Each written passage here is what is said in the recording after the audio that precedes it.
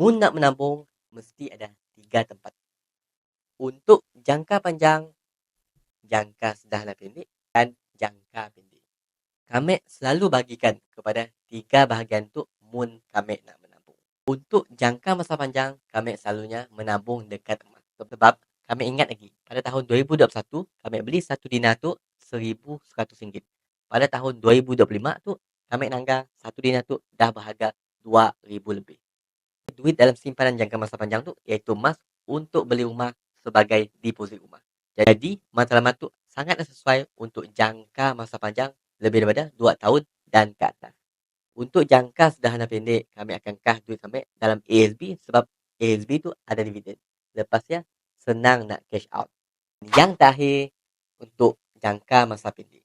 Untuk jangka masa pendek tu, kami kas di tabung haji.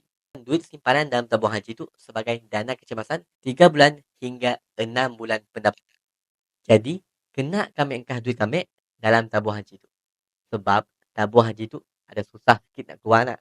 Jadi, mun ada kecemasan benar-benar, barulah kami keluarkan duit dia. Dapat sesuatu, boleh follow kami untuk perkongsian ilmu emas dan kewangan setiap hari.